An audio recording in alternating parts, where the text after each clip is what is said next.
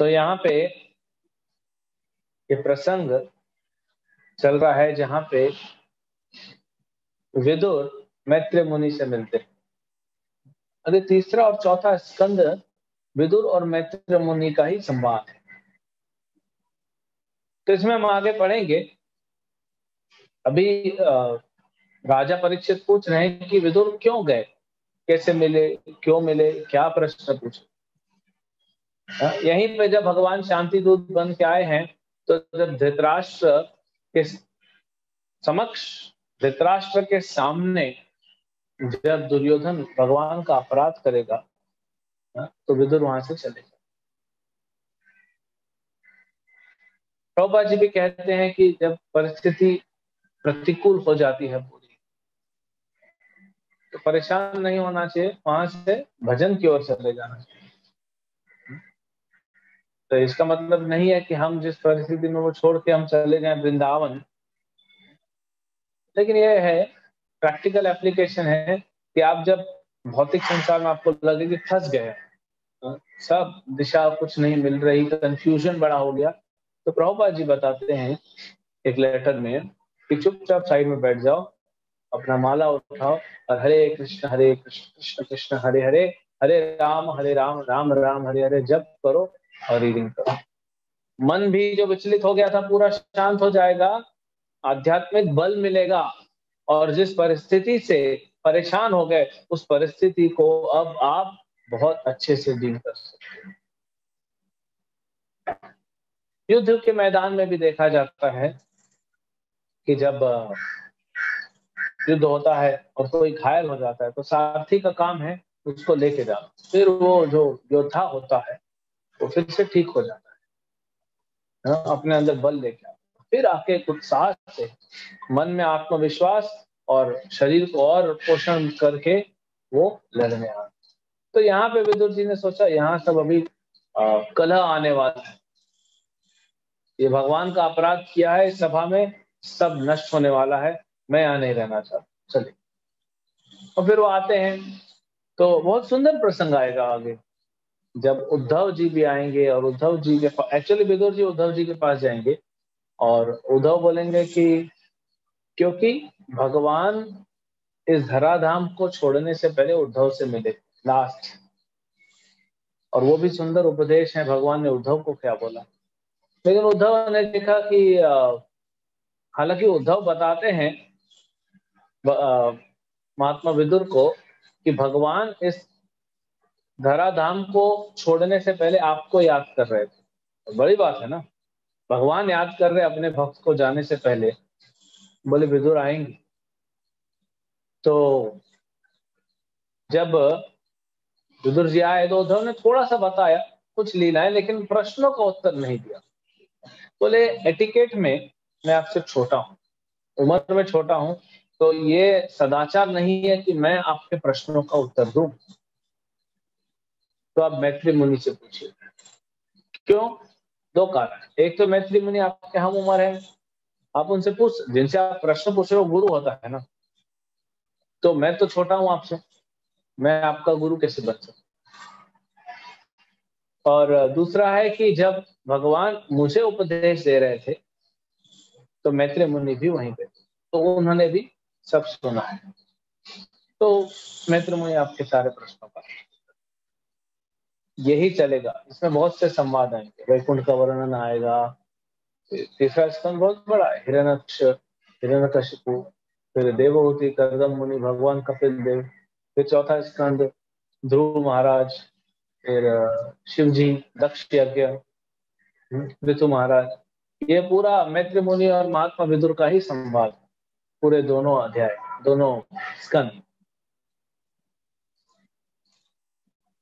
अब यहाँ पे ये सब तो होगा, तो भगवान आए हैं शांति दूत बन, ये महाभारत की कथा आ गई।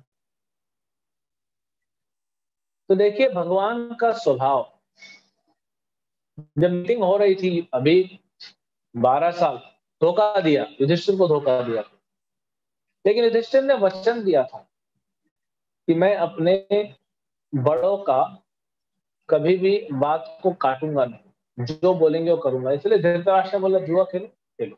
धृतराष्ट्र बोले जाओ वन में, चले गए।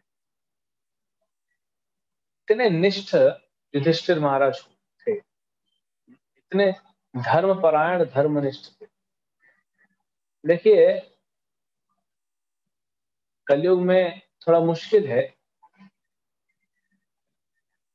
लेकिन यही धर्म कहता है। अब कोई बड़ा है आपसे, वो गुरु है या कोई सीनियर है, वो कुछ कह रहा है, उस पर विश्वास कितना है। युधिष्ठिर महाराज को पता था दुर्योधन गलत है, धृतराष्ट्र गलत है, लेकिन मैं फिर भी, धर्म यही कहता है कि मैं पालन करूं। तो महाराज, तो आपका तो नुकसान हो रहा है ना, वो तो कर्मों का है, वो तो वैसे भी हो जाता। आप समझ रहे हैं? कई बार ऐसा लगता है कि मैं ये करूंगा कुछ कार्य इनके कहने पे, तो मेरा तो नुकसान हो जाएगा, तो ये कार्य करना तो मूर्खता है, दिस इज फुलिशनेस। लेकिन अगर उसमें नुकसान हो रहा है तो वो तो आपके एनीवेज कर्मों का है, वो तो आना ही है। लेकिन नहीं पालन करके युधिष्ठिर महाराज क्यों और कर्म बनाएंगे नया। हालांकि महाराज युधिष्ठिर का कोई कर्म नहीं था, भगवान की लीला थी, हमारे कर्म हम क्यों और गड़बड़ करें। ये सिद्धांत को समझना चाहिए। कई बार ऐसा लगता है नहीं, मैं क्यों झुकूंगा, मेरा नुकसान हो जाएगा, मेरा नाम खराब हो जाएगा, मेरा इज्जत चली जाएगी, मैं छोटा दिखूंगा। दो लोग एक वस्तु के लिए लड़ रहे हैं, मैं क्यों छोड़ूंगा। जैसे ये है पेन, दो लोग लड़ रहे, खींचातानी खींचातानी, खींच दिया। अब आपके हाथ में आया ढक्कन, उसके हाथ में आया पेन, कुछ तो काम होगा। आप तो सीटी बजा सकता है और कुछ नहीं कर सकता। तो अब वो बोल रहा है मैं पेन नहीं छोड़ूंगा, आप बोले ढक्कन नहीं छोड़ूंगा, छोड़ दो ना, आपको तो कुछ काम का नहीं है। हाँ? तो ये त्याग से शांति मिलती है। तो ये भी एक त्याग है कि कुछ कहा गया हमें हमारे अथॉरिटीज द्वारा, लेकिन उसमें नुकसान दिख रहा है ऊपर से, नो प्रॉब्लम, फिर भी करिए। आप देखेंगे कि आपके मन में एक शांति का अनुभव होगा और शांति से उत्साह बनता है। मन अशांत है तो उत्साह नहीं बनेगा, उत्साह बनेगा, एक एक जोश वो बनेगा और विरक्ति आएगी और भगवान प्रसन्न होंगे। भक्तों की सभा में भगवान प्रसन्न होंगे, ये एक्स्ट्रा एडेड एडवांटेज। तो इसीलिए युधिष्ठिर महाराज, अब धोखा दिया गया, चलो चले गए 12 साल वनवास में, वहां पे भी परेशान किया, लंबा कथा है ये तो। फिर अज्ञातवास था, वहां पे भी छोड़ा नहीं, परेशान किया, लेकिन वहां से भी भगवान बचा के इनको लेके आए। अब जब वापस आ गए तो सभा हुई पांडवों की। 5 पांडव मिले और कृष्ण तो इनके मित्र हैं, वो मिले कि क्या करना है। कृष्ण बोले क्या करना है, क्या करना है, राज्य मांगना है, देंगे तो देंगे, नहीं तो युद्ध कर, अपना राज्य तो छोड़ नहीं सकते।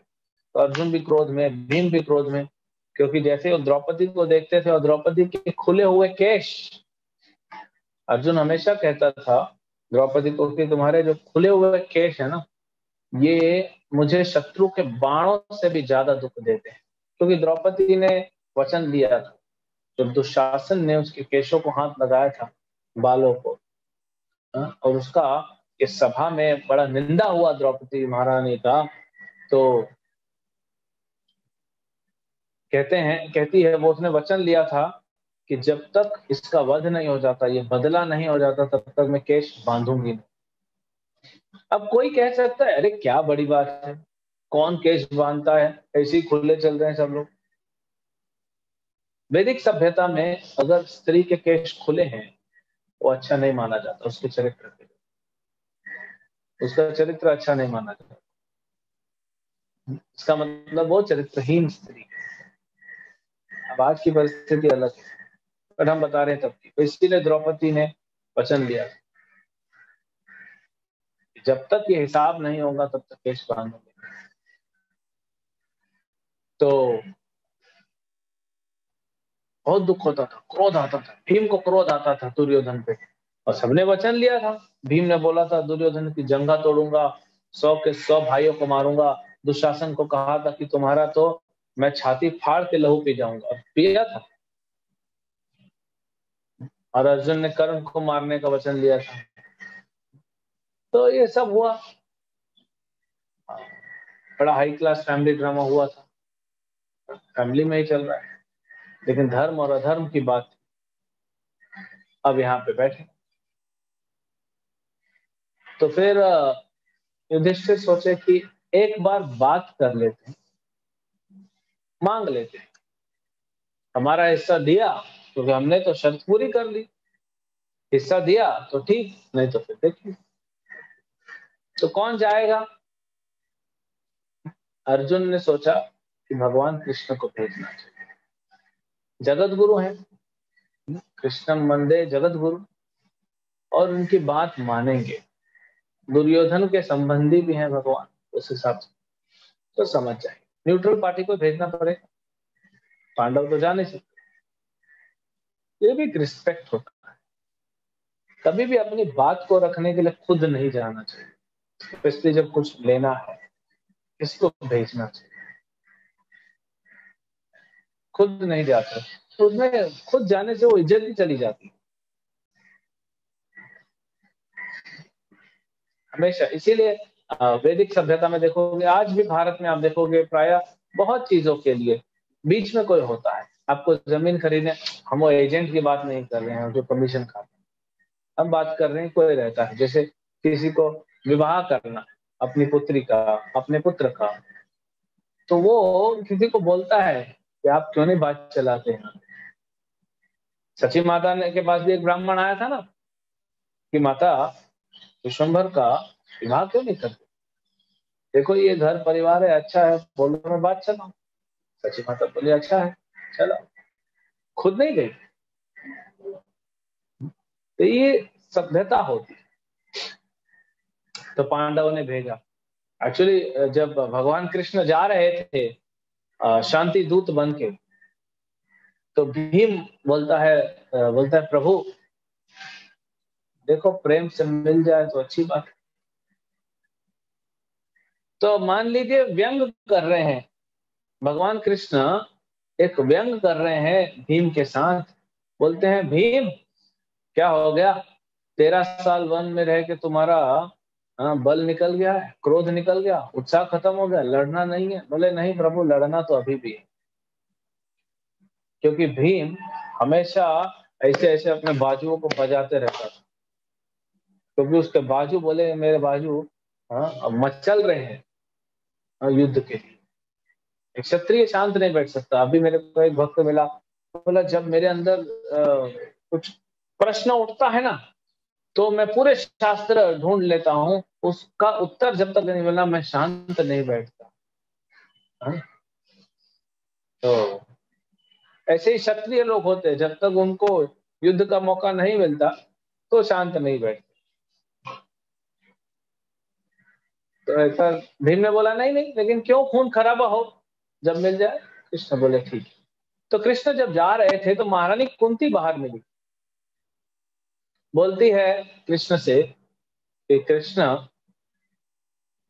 मेरे बेटों के साथ जो हुआ भूल गई, मेरे साथ जो हुआ भूल गई, जो भी अन्याय हुआ छोड़ दो, राज्य नहीं मिला छोड़ दो, हम मन में रह लेंगे पूरा जीवन, लेकिन मेरी बहू का अन्याय का हिसाब चाहिए मुझे,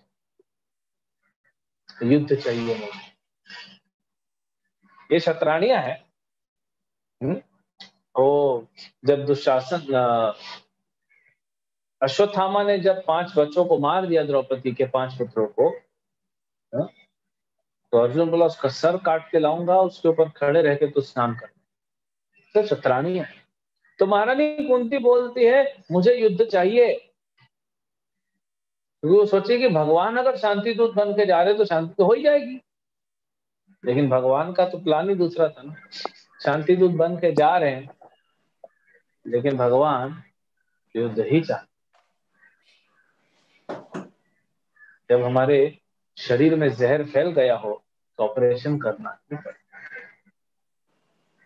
जब पैर में कांटा चुभ जाता है तो हम उसको निकालते हैं, परिक्रमा करते हैं, गोवर्धन या ब्रजमंडल या नवदीप मंडल, कई बार कांटे चुभ जाते हैं, तो कांटा चुभ जाता है तो हम निकाल लेते हैं।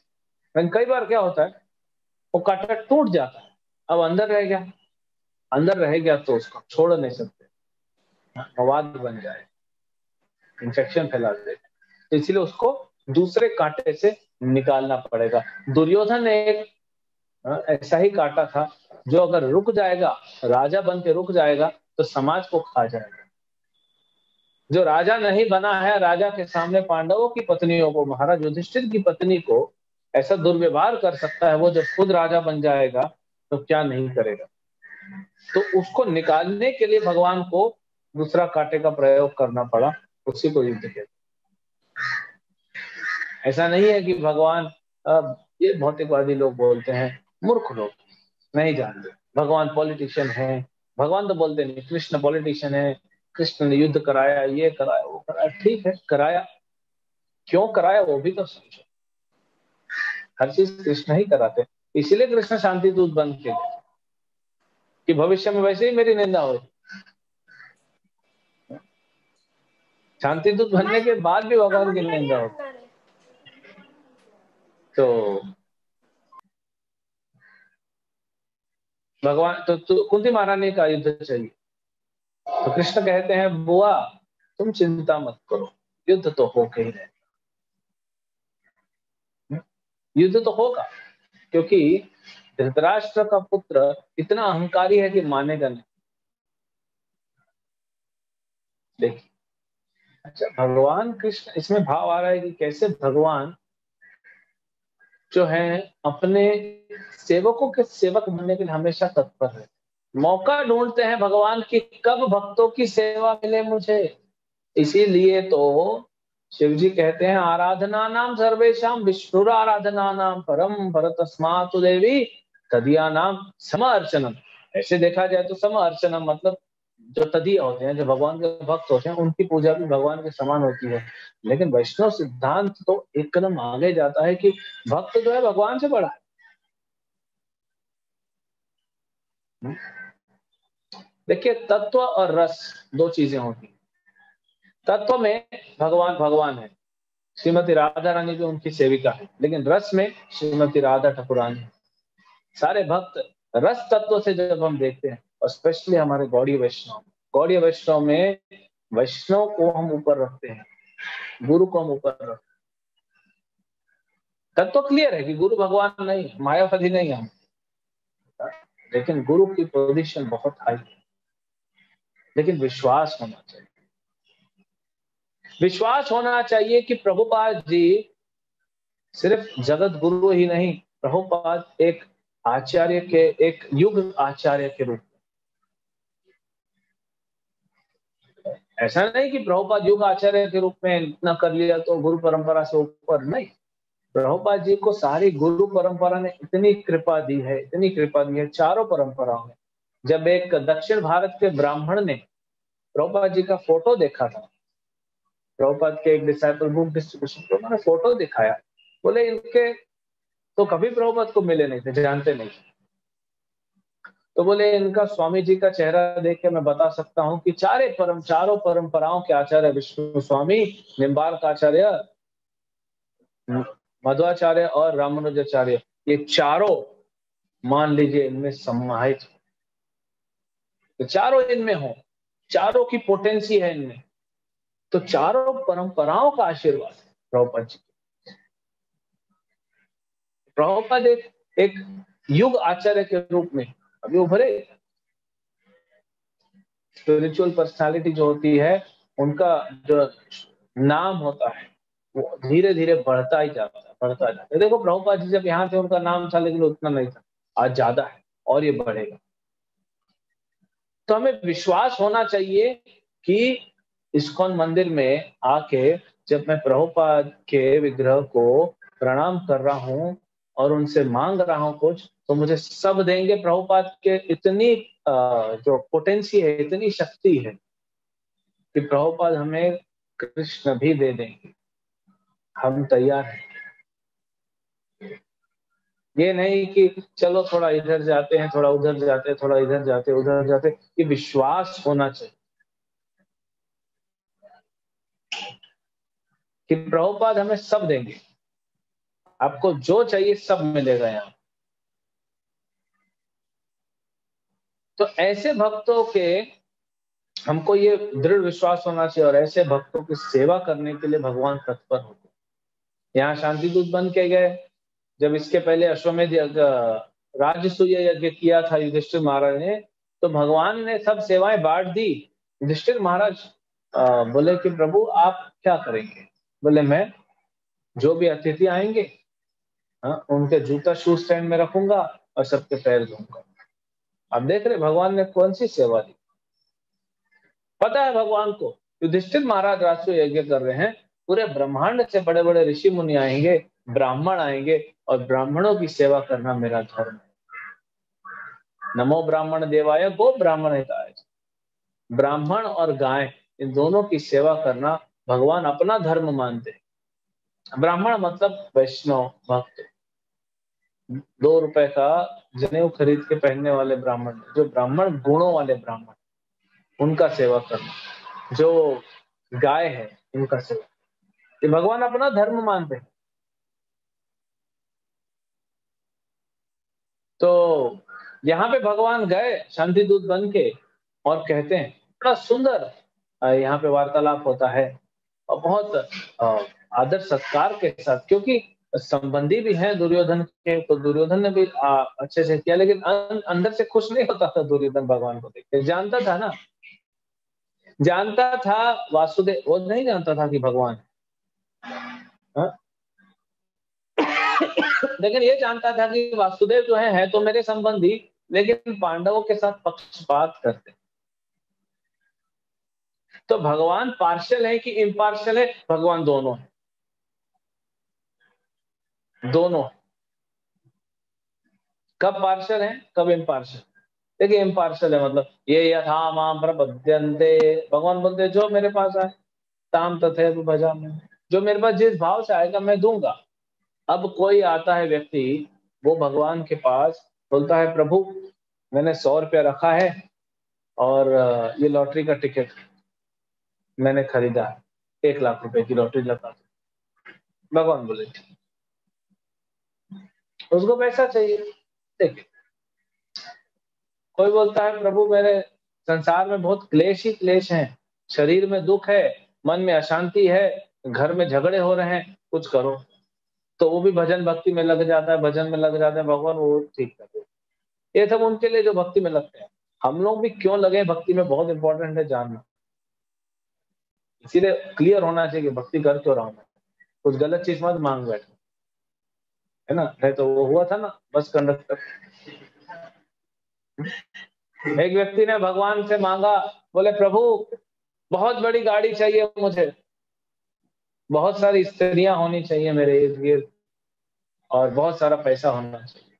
भगवान बोले तथास्तु, सो जा, सवेरे तेरी इच्छाएं पूरी हो जाएंगी। सवेरे उठा तो बस कंडक्टर बन गया था, लेडीज बस। बड़ी गाड़ी मिल गई बस, लेडीज बस थी, तो सब स्त्रियां, और पैसे तो टिकट के ना, टिकट टिकट टिकट कर रहे थे, पैसे जमा हो गए। तो ऐसा ना हो जाए कि कुछ गलत मांग ले और भगवान दे दे। तो हम किस भाव से आते हैं, तो जो धीरे धीरे हम लोग आते हैं अलग अलग भाव से। चतुर्विधा भजन्ते माम जना सुकृत, अर्थो अर्थात जिज्ञासु ज्ञानी च भरतर्षभ। हम अलग अलग भाव से आते हैं, प्राय अर्थो अर्थो अर्थो अर्थो। ऑर्थोपेडिक्स के पास, ऑर्थोपेडिशियन के पास गए, प्रभु घुटने का दर्द है, कमर का दर्द है, धन गर्दन का दर्द है, कोई ऑर्थोपेडिक्स ठीक नहीं देता। ठीक है वो भी एक अर्थो है, आ जाओ इधर, इधर आ जाओ। क्लेश है जीवन में, तो मैक्सिमम लोग कलयुग में इसीलिए आते हैं भगवान के पास, तो भक्ति करते हैं। लेकिन धीरे धीरे क्या होता है, जब वो ज्ञान मिलता है, गीता और भागवत से जब ज्ञान मिलता है, तो फिर क्लेश होते हुए भी क्लेशों से छुटकारा नहीं पाता है भक्त। ये मान लो आप भगवान को बोलते हो मेरे क्लेश खत्म करो, मतलब अभी अभी भी आप नए भक्त हो, और आपके जीवन में क्लेश चल रहा है, लेकिन प्रभु मेरे को इधर प्रीचिंग करना, अरे उधर बहुत रिस्क है, नहीं नहीं मैं फिर भी जाऊंगा, मतलब आप थोड़े एडवांस हो चुके, अपने क्लेश का तो मतलब ही नहीं। और भजन चल रहा है अच्छे से, जब चल रहा है, रीडिंग हियरिंग चैंटिंग चल रहा है, और फिर भी भगवान की मिशन को आगे बढ़ाना चाहते, अपने दुख दर्द को सहते, ये मतलब हम आगे बढ़े, हम भक्ति में उन्नत हुए।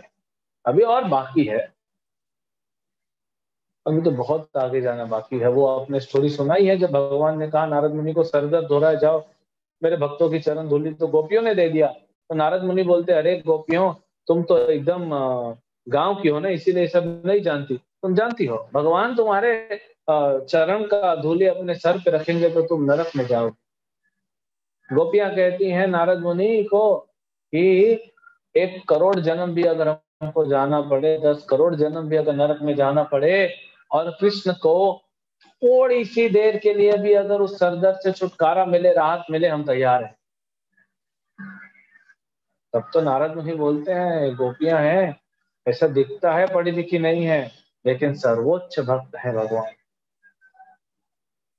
अपना कष्ट सहते हुए भी, हम प्राय संसार में भी देखते हैं, एक पिता होता है, कष्ट सहता है, लेकिन बच्चे के लिए अच्छा अच्छा चीज का। माँ होती है, कष्ट सहती है, लेकिन बच्चे को अच्छे से पालन पोषण, ये तो संसार में भी देखा। तो जब भगवान के साथ हमारा ऐसा संबंध बढ़ता जाएगा, तो हम एडवांस होते जाएंगे।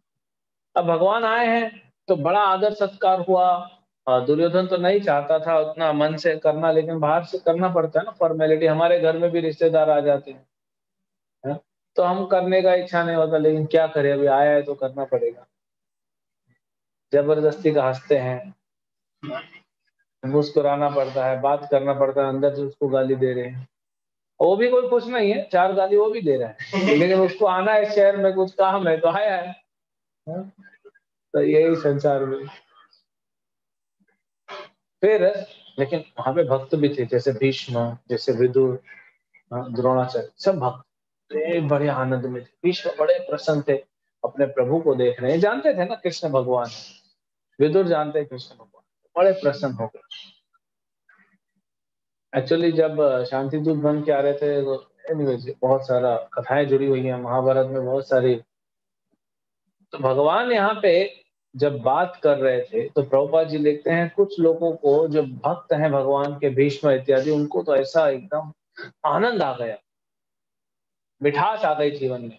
लेकिन वहीं जो अभक्त थे, जो धृतराष्ट्र और दुर्योधन, उनके जीवन में तो बोलते हैं ना, एक तो करेला, ऊपर से नीम चढ़ा, ऐसा उनको कड़वापन लग रहा था। क्यों? क्योंकि भगवान आके क्या बोले, भगवान आके बोले कि मैं पांडवों की तरफ से शांति दूत बन के आया हूँ, उनका दूत हूँ।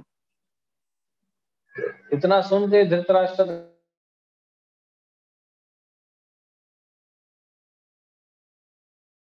का हृदय जो है वो, बोलते हैं ना, हाथी जो पूरा राज्य भोग रहा था 13 साल से, अब दहना पड़ेगा आधा, तो वो दुख दे रहा था। किसी को भी दुख होगा, कोई भी भक्त नहीं है, विरक्त नहीं है। हमारे पास भी कुछ हमको कोई दे के जाता है कि लोग कुछ दिन के लिए यूज करो, बाद में लेके जाऊंगा।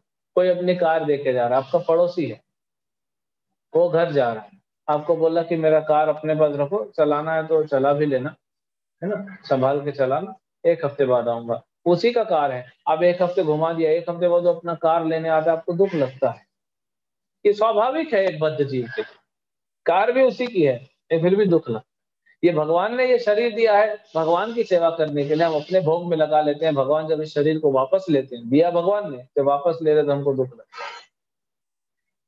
है। इसी को आसक्ति कहते हैं, यही अज्ञानता है, ये आसक्ति अज्ञानता से उठती है, हमारा है नहीं, फिर भी लेके जा रहा है तो हमें दुख। तुरंत आसक्ति, छोटी सी चीज, ये पेन है 10 रुपए का, लेकिन इसमें भी आसक्ति हो रही है, कोई आपको देगा, आप इसको सवेरे से शाम तक जेब में रखो, शाम को वापस लेगा, आपको दुख लगेगा, अरे मैं और भोग करना चाहता हूँ। तो यहाँ तो आधा राज्य चला जाएगा भाई, उसको छोटा राज्य नहीं था धृतराष्ट्र का, कौरवों का राज्य बहुत बड़ा था, तो इसलिए दुखी हो गए थे।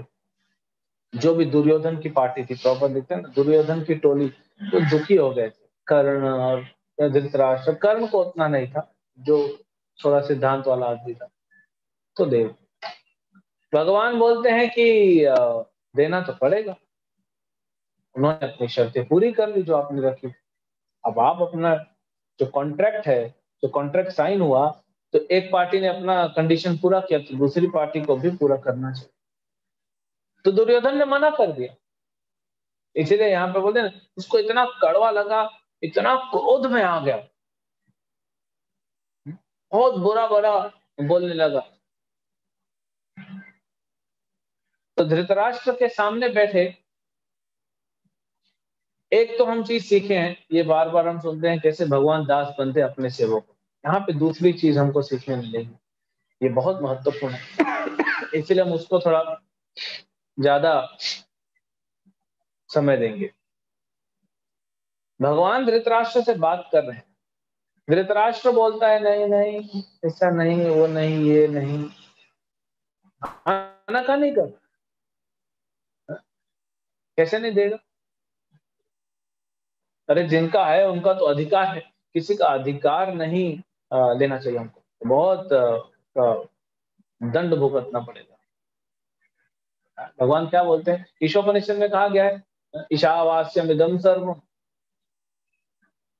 कि जितना आपके भाग्य का है उतने लेके संतुष्ट रहो, यदृच्छया लाभ संतुष्ट हो, जो आपके भाग्य से मिला उसी में संतुष्ट रहो, दूसरे की प्रॉपर्टी पे हाथ मत डालो, आंख भी मत डालो।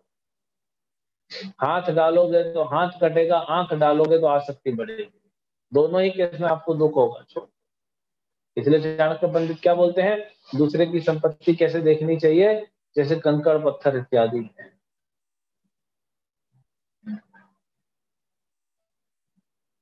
ब्राह्मणों ने जब, अर्जुन धनंजय नाम क्यों पड़ा, जब धन लेके गया ब्राह्मण, वहां पे क्या करके गए थे, सोने की प्लेट, सोने का कटोरा, सोने का ग्लास, सोने का चम्मच, और क्या क्या होता है वो सब दिया गया था। कोक भी दिया होगा फ्रूट खाने के लिए। तो सब ऐसे ही फेंक के चले गए ब्राह्मण को। अरे सोने का सॉलिड गोल्ड छोड़ के चले गए, हम तो पेपर प्लेट ना छोड़ के गए।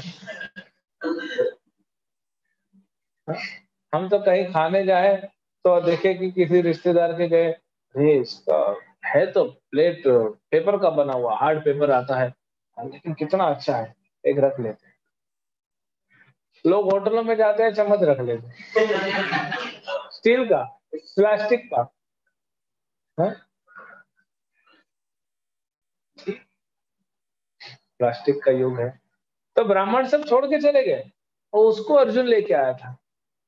आज तो लोग कंकड़ भी ना छोड़े, क्योंकि ऐसे तो देखा जाए तो हम बोलते हैं कि कबाड़ी वाला है, मतलब नीच कोटि है, नीच कुल का है, कबाड़ी बिजनेस करता है। लेकिन कबाड़ी बड़े बड़े कबाड़ी हो गए आजकल। जैसे कहीं पे घर टूट रहा है नया घर बनने के लिए, तो घर टूटा तो बिल्डिंग का जो ये बचा हुआ है रेसिडुअल, ईटा दीवार है, उसको लेके जाते, आपसे भी पैसा लेगा और उसको बेचेगा, उधर से भी पैसा लेगा, और मर्सिडीज गाड़ी में घूम रहा है कबाड़ी वाला, है क्या कबाड़ी? हाँ? कचरे को बेच के पैसा कमा रहे हैं लोग, ये कलयुग। लेकिन मन नहीं लगना चाहिए, अगर हमारा मन अटक गया दूसरे की संपत्ति में तो गए। मन अशांत रहेगा, अगर नहीं मिलेगी संपत्ति उसकी, ईर्ष्या जागृत होगी, और मिल जाएगी तो दंड भी मिलेगा। तो दुर्योधन दोनों तरफ से फंसा हुआ था, पहले उसकी नजरें थी, तो उसने इतना षड्यंत्र रचा, कैसे प्राप्त करूं, प्राप्त कर लिया टेम्पररी 13 साल के लिए। उसने सोचा कि अज्ञातवास होने ही नहीं दूंगा, पूरा पता लगा लूंगा, फिर 12 साल का वनवास था, ये कंडीशन थी, और फिर 1 साल अज्ञातवास, फिर पकड़ लूंगा, फिर 12 साल लगे रहेंगे, मैं पूरा प्रॉपर्टी कमा लूंगा। ये असुरी मेंटेलिटी है। असुर और ब्राह्मणों में यही फर्क होता है, देवताओं में। एक बार ब्रह्मा जी के पास असुर और देवता दोनों पहुंचे, कहा कि श्रेष्ठ कौन है? ब्रह्मा जी बोले, अगर देवताओं को श्रेष्ठ बोलूंगा तो असुर बुरा मान जाएंगे, अटैक कर देंगे, परेशान हो जाएंगे। उनके लिए तो दोनों बराबर है, और असुरों को श्रेष्ठ बोलूंगा तो देवता जो श्रेष्ठ हैं वो बेचारे बुरा मान। तो उन्होंने कहा एक काम करते हैं, ब्रह्मा जी ने कहा एक काम करो, ये सब डिसीजन लेते रहेंगे, अब तुम लोग आए हो मेरे पास, चलो खाना पीना करते हैं। एक न्योता दिया ब्रह्मा जी, और कंडीशन एक रखी कि सबका हाथ बांध दिया जाएगा, यहाँ पे लकड़ी रख के बांध दिया जाएगा, मतलब यहाँ से मुड़ेगा नहीं, यहाँ से मुड़ेगा नहीं, ऐसा हाथ सीधा। तो ना कभी कभी प्लास्टर लग जाता है, तो ऐसा हाथ आपका बांध दिया जाएगा, ठीक। और सबका हाथ बांध दिया, देवताओं का भी असुरों का, एक तरफ देवता बैठे एक तरफ असुर बैठे, खाओ, जो पहले खाना खत्म करेगा वही श्रेष्ठ। खाए कैसे? वो उठा तो ले रहा है, लेकिन न यहाँ से मुड़ रहा है न यहाँ से मुड़ रहा है, तो डालेगा कैसे? तो कुछ असुर बुद्धिमान थे, स्पोर्ट्स चैंपियन थे, तो ऐसा सब पूरी सब्जी जो भी लिया हो ना, ऐसा फेंका और ऐसा कैच करने का कोशिश कर रहे हैं, लेकिन मुंह में तो गिरता नहीं है, कभी नाक में गिरता है, कभी आंख में।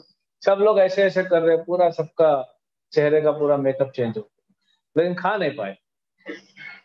वही देवता थे, क्योंकि असुर जो है वो तमोगुण रजोगुण से ग्रस्त है। हाँ, ब्रह्म रजोगुण तमोगुण में मतलब आसुरी प्रवृत्ति गीता में दिया है। देवता सतोगुण में रहते हैं। तो देवताओं ने क्या किया, उन्होंने पार्टनरशिप।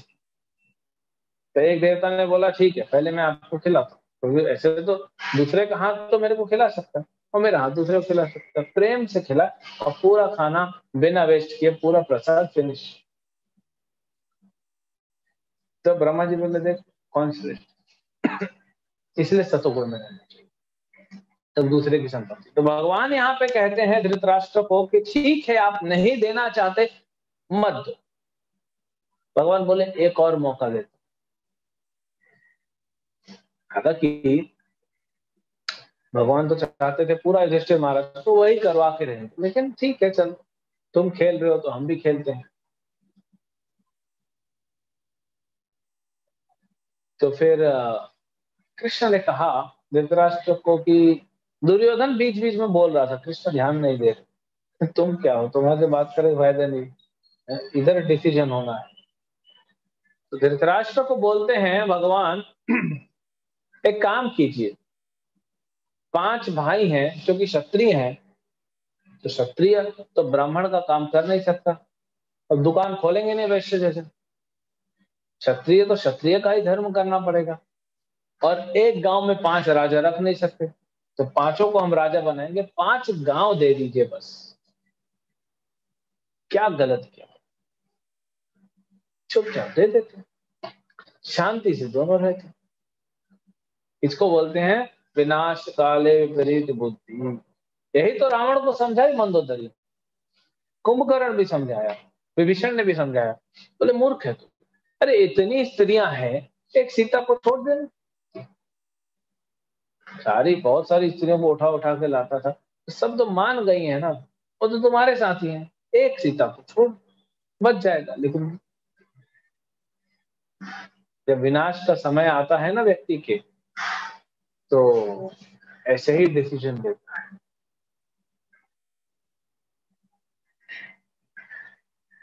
तो नहीं होता, सतोगुण नहीं, इसीलिए सतोगुण में रहने का प्रयास करना चाहिए। और वो कैसे होगा, वो भागवत पढ़ने से होगा।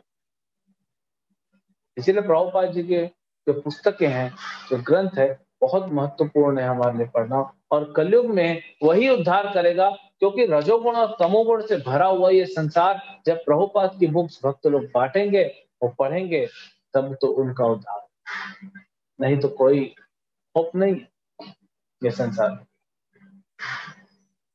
तो धृतराष्ट्र बहुत सुंदर बात करते हैं यहाँ पे। धृतराष्ट्र बोलते हैं वासुदेव, आप थोड़ा युधिष्ठिर से पूछ तो लीजिए, आप तो 5 गांव बोल दिए, अरे वो तो आधे राज्य के लिए बैठा होगा, आप 5 गांव मांग रहे हो, बिना उससे पूछे। थोड़ा मैसेज करो, व्हाट्सएप मैसेज करो, मैं 5 गांव का लोकेशन भेज दो, उनको देखने दो, गूगल मैप पे देखेंगे कि हाँ ये गांव ठीक है। भगवान बोले धृतराष्ट्र को ये बात, अब ये पॉइंट पे ध्यान दीजिए, भगवान बोलते हैं धृतराष्ट्र को कि मैं जो डिसीजन लूंगा युधिष्ठिर उसको स्वीकार करो। बोलते हैं भीम, वो भी स्वीकार कर लेगा। बोलते पांचों पांडव स्वीकार करेंगे जो मैं डिसीजन लूंगा। अभी दूत के पास अधिकार नहीं होता। अरे आप दूत हो, आप मालिक नहीं हो, लेकिन भगवान तो मालिक है। भगवान ही मालिक। भगवान ने बोल दिया कि मैं जो डिसीजन लूंगा यहाँ पे, जो मैं सील करके जाऊंगा डील को, पांचों पांडव उसको आंख बंद करके स्वीकार करें, कुछ नहीं बोले, ये मैं वचन देता हूं। धृतराष्ट्र हैरान, क्या कॉन्फिडेंस है कृष्ण का, और क्या कॉन्फिडेंस है, क्या विश्वास है पांडवों का कृष्ण। वो तो भक्त है ना, और ये भगवान है, वो जानते हैं एक दूसरे को। ये जड़ बुद्धि दुर्योधन और धृतराष्ट्र नहीं जान सकते। हालांकि धृतराष्ट्र को पता है, बीच बीच में पता पड़ते रहता था कि भगवान है। अब ये बात क्या है, तो भगवान का भक्त को भगवान के प्रति इतना समर्पित होना चाहिए कि भगवान उसके लिए डिसीजन ले लें बिना उससे पूछे। ये विश्वास देना चाहिए हमको, भगवान को और गुरु को। कई बार गुरु जो है वो चाहते हैं शिष्य को कुछ कहना, कुछ कार्य करवाना, लेकिन नहीं कह पाते। उनको लगता है बुरा मान जाएगा, तो अभी शिष्य ये तैयार नहीं हुआ है। कलयुग में यही चल रहा है, गुरु को लगता है नहीं बुरा मान जाएगा। अरे हमको तो ऐसा शिष्य बनना चाहिए कि हम उत्तर में जाना चाहते हैं, गुरु बोले नहीं तुम दक्षिण तरफ जाओ, वहां पे ये सेवा करो। हम ये करना चाहते हैं, गुरु उसका विपरीत हमसे करवा रहे हैं, और हम मना भी कर रहे हैं, गुरु बोल रहे हैं नहीं करना पड़ेगा, जो मैं बोल रहा हूँ वही करना पड़ेगा। लेकिन ऐसा तो गुरु उन शिष्यों के साथ करेंगे जिस शिष्य ने पूरा विश्वास दिलाया है अपने गुरु को कि आप कुछ भी करिए, मैं आपको छोड़ के नहीं जाऊंगा। यही चैतन्य चरितामृत में आता है कि धन्य है वो प्रभु जिसके पास ऐसा भक्त है या शिष्य, और धन्य है वो शिष्य, धन्य है वो प्रभु जिसको शिष्य कभी छोड़ता नहीं, धन्य है वो शिष्य जिसको प्रभु कभी छोड़ता नहीं है। माया के वश में आके अगर शिष्य ने प्रभु को छोड़ भी दिया तो धन्य है वो जो प्रभु उसको फिर से लेके आ।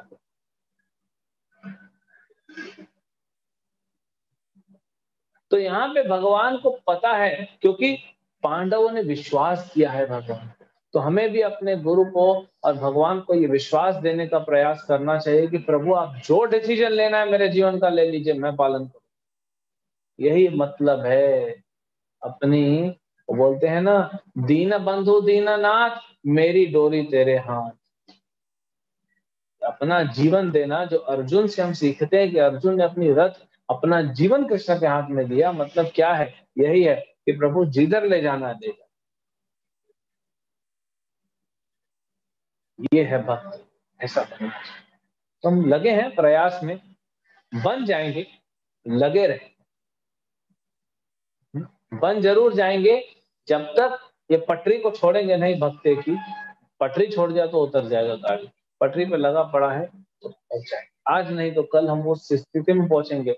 और भगवान ने देखो ना पांडवों के साथ क्या क्या दिखाया हमें, प्रभुपाद के साथ क्या क्या हुआ, पांडवों के साथ क्या हुआ, प्रहलाद महाराज। भगवान जानते हैं ये मेरे भक्त हैं, इनके साथ मैं कुछ भी करूंगा, ये कभी मुझे छोड़ेंगे नहीं। और उनके माध्यम से भगवान हमको सिखा रहे हैं। द्रौपद को कोई दुख नहीं हुआ अंदर से, लेकिन बाहर से ऐसी परिस्थिति बना दी है कि प्रभुपद के बस कुछ भी नहीं है। वो प्रचार करना चाहते हैं, कोई नहीं आ रहा है, प्रचार करने निकले, हार्ट अटैक आया। कौन कौन सहेगा? आप प्रचार करने जा रहे हो, आपको 2 हार्ट अटैक दे देंगे भगवान। एक हार्ट अटैक दिया, ठीक है प्रभु क्या है, आपका सेवा के लिए जा रहा हूँ, ऐसा ऐसा थोड़ी होता है। तब तुरंत दूसरा हार्ट अटैक, नहीं मैं वापस जा रहा हूँ, बहुत हो गया आपका, ऐसा नहीं चलेगा। तो ये भक्त नहीं है, प्रभुपा जी से है। ये कब होगा पता है? कब होगा? जब आपका पूर्ण विश्वास होगा गुरु और कृष्ण में। अभी हमारा अहंकार की वजह से हमको क्या लगता है कि मैं भी जानता हूँ। पहले तो हमको लगता है अरे मैं जानता हूँ ना, ये गुरु कौन है, ये भगवान कौन है जो जानते हैं, मैं जानता हूँ। फिर धीरे धीरे साधना करते करते ठीक है, भगवान भी जानते हैं, हम भी जानते हैं, हम थोड़ी ना कम हैं। भगवान षड ऐश्वर्य पूर्ण है, हाँ? तो हम भी अर्ध षड ऐश्वर्य पूर्ण तो है, कुछ तो है, अंश तो है, ऐसे थोड़ी है। प्रभुपाद जी बोलते हैं गुरु के सामने कैसा होना चाहिए कि मैं मूर्ख हूँ। मूर्ख होना नहीं चाहिए, ये भाव होना चाहिए कि मैं मूर्ख हूँ। मूर्ख होगा तो क्या गुरु करेगा क्या उसका सेवा में? हाँ, वो सुना है ना स्टोरी, एक गुरु और एक चला जा रहे घोड़े पे सामान रख। तो मूर्ख होना नहीं चाहिए, लेकिन ये भाव होना चाहिए कि मैं मूर्ख। मतलब क्या है इसका? मतलब जो गुरु बोले वो करना, अपना बुद्धि लगाना है। कैसे? गुरु ने कहा कि जाओ ये सेवा करो, तो अपना बुद्धि लगाना है कि सेवा कैसे अच्छे से करूं वहां पे। ये नहीं कि नहीं नहीं गुरु जी आप तो ये बोल रहे हो, मैं ये करना चाहता हूँ, आप ये बोल रहे हो लेकिन ऐसे कर देते हैं, ऐसा कर देते हैं। एक बार एक भक्त गए थे, एक ब्रह्मचारी, एक कांग्रेगेशन के घर में, और उन्होंने कहा कि मुझे जो है एक गिलास गर्म दूध दो। तो गर्म दूध लेने किचन में गए, उन्होंने सोचा अरे प्रभु जी तो ज्यादा तपस्वी, इतनी दोपहर है, मई का महीना है, गर्मी चल रही है, क्या गर्म दूध, प्रभु जी को मैं ठंडा दूध पिलाता हूँ। तो ठंडा दूध ला के दे दी। प्रभु ने दवाई खाई, उनको दवाई लेनी थी गर्म दूध के साथ, पी ठंडा दूध था, जाकर पूरा उलट दिया। बोले प्रभु मैंने गर्म दूध मांगा था। अरे बोले इतने मौसम में कौन गर्म दूध पीता है प्रभु? बोले डॉक्टर ने बोला है भाई दवाई गर्म दूध के साथ, और आप ठंडा दूध ला के दे। तो ऐसा दिमाग नहीं चलाना। जब हमको अभी जो है जैसे एक बार प्रभुपाद जी बैठाए अपने भक्तों को, बोले आप में से किनको विश्वास है कि जो कृष्ण है वो भगवान है? कोई भी नहीं, सब सर नीचे कर। तो हमारी परिस्थिति ऐसी है, हम थ्योरेटिकली जानते हैं कि कृष्ण तो भगवान स्वयं, लेकिन क्या विश्वास है? नहीं है। प्रभु जी ऐसे कैसे बोल सकते हो? अब भी चेक कर देते हैं।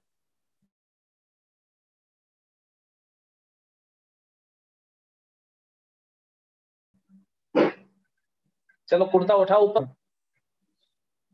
प्रहलाद के साथ तो यही किया ना हिरण्यकशिपु ने। प्रहलाद ने बोला नहीं नहीं मत लगाओ इंजेक्शन। बुआ को बोला क्या, नहीं बुआ तुम मेरे को लेके अग्निकुंड में क्यों बैठे? कुछ नहीं, जो करना है, जड़ भरत जो करना है करो। ये है विश्वास, कृष्ण भगवान।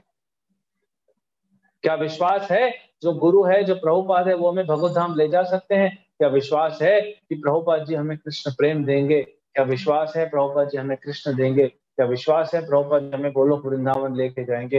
ये जितना विश्वास होगा उतना शरणागति होगी। बिना विश्वास के शरणागति नहीं। तभी तो इधर उधर भटकते हैं ना। अरे कुछ भक्त चले गए गणपति मंदिर, कुछ शिव जी मंदिर, कुछ इधर मंदिर। दीक्षित भक्त हमने देखे हैं शिरडी जाते साईं बाबा के पास।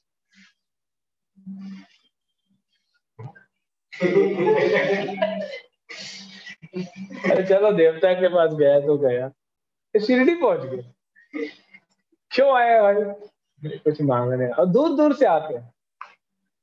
तो विश्वास नहीं, विश्वास, ये विश्वास चाहिए कि हमारे गुरु, देखिए जो शुद्ध भक्त होते हैं वो देवताओं से भी ऊंचे होते हैं, क्योंकि देवता शुद्ध भक्त नहीं है। प्रभुपाद जी शुद्ध भक्त हैं, हमारे गुरु परंपरा शुद्ध भक्त है, ये देवताओं से भी ऊंचे हैं। लेकिन हमारी खोपड़ी कैसी है? दक्ष प्रजापति जैसी, बाहरी कैलकुलेशन दिखता है और ऐसे अपराध करता है। इसीलिए सती बोलती है दक्ष प्रजापति, बहुत बढ़िया है। बोले तुम बोलते हो शिव जी के पास कुछ नहीं है, खाली बैठा रहता है, शिव जी का ऐश्वर्य देखोगे तो हिल जाओगे। अपने बाप को बोलती, बोलती जितना तुम्हारा ऐश्वर्य तुम मेहनत से कमाए हो, और लोग जितना यज्ञ करके कमाते हैं, शिव जी सिर्फ संकल्प मात्र से इससे 10,000 गुना ऐश्वर्य प्रकट कर सकते, सिर्फ संकल्प मात्र से, लेकिन हमको चाहिए नहीं। तो शुद्ध भक्त का ऐश्वर्य ऐसे। तो प्रभुपाद के ऊपर विश्वास अगर हमको बढ़ाना चाहिए, वो करना चाहिए, विश्वास होना चाहिए गुरु के ऊपर, प्रभुपाद के ऊपर। इधर उधर क्यों जाना? ये बाबा के पास, वो बापू के पास, अरे इसके पास, अरे उसके पास, क्यों जाना है? क्या जरूरत है? कोई कमी है प्रभुपाद? जब आप सोचते हो ना कि ये दूसरी परंपरा का वैष्णव है, इसको जाके आशीर्वाद मांगता हूँ, जी वो दूसरी परंपरा का वैष्णव है, वो आ गया सामने, आप हाथ जोड़ो, प्रणाम करो, सेवा करो, लेकिन स्पेशली आप जा रहे हो उनसे आशीर्वाद लेने, क्यों? प्रभुपाद में कमी है क्या? कमी है प्रभुपाद? जो ये करता है ना, मतलब समझ जाओ उसके मन में ये विश्वास है कि प्रभुपाद में कमी है। उसमें, उस भक्त में जिसमें पूर्ण विश्वास है कि प्रभुपाद सब कुछ दे सकते हैं, कहीं जाने की जरूरत नहीं, वो भक्त। तो हम लोग अभी नहीं है, अभी मायाबद्ध हैं, भौतिक जीवी हैं हम लोग, लेकिन लगे रहेंगे गुरु और कृष्ण की सेवा में, चैंटिंग करते रहेंगे, रीडिंग करते रहेंगे, हियरिंग करते रहेंगे, भक्तों की सेवा करते रहेंगे। धीरे धीरे धीरे हमारा चेतना शुद्ध होगा, जैसे जैसे शुद्ध होता जाएगा वैसे वैसे दृढ़ होता जाएगा। ये शाम तो अंतगतम पापम जनाना पुण्य कर्मणा ते द्वंद्व मोह निर्मुक्ता। वो क्या होगा? द्वंद्व के मोह से मुक्त हो जाएगा। भजन ते माम दृढ़ व्रत, दृढ़ कब होंगे? ये शाम तो अंतगतम पापम, जैसे ही पाप खत्म होगा हम दृढ़ हो जाएंगे। पाप कैसे खत्म होगा? भक्ति करते रहो, साइड प्रोडक्ट है, पाप ऐसे ही खत्म हो जाएगा। अभी आपके सामने, आपको कोरोना वायरस हर जगह फैला हुआ है, आपके सामने एक डॉक्टर आया, बोला ये लो वैक्सीन लगा लो, फिर वहीं पे गरुड़ जी आ गए, बोले अमृत पी लो। मैं तो वैक्सीन लगाऊं, वो अमृत टेस्ट थोड़ी किया है लैब में आपको, आप लेके आए हो, लेकिन टेस्टिंग उसका सर्टिफिकेट देखो, वैक्सीन इज अप्रूव्ड, या गवर्नमेंट द्वारा अप्रूव्ड है, आपका अप्रूव्ड है क्या? अरे अमृत है, देवता लोग पीते, इससे कोरोना तो दूसरा बीमारी भी नहीं आएगा। नहीं नहीं, सॉरी, आप बड़े अच्छे हो लेकिन सॉरी। तो ये, एक तो हमने देखा कि भगवान कैसे अपने भक्तों के भी भक्त बन जाते हैं, दास बन जाते हैं, और दूसरा भगवान को विश्वास दिलाना पड़ेगा हमको कि भगवान हमारे बिहाफ पे डिसीजन ले।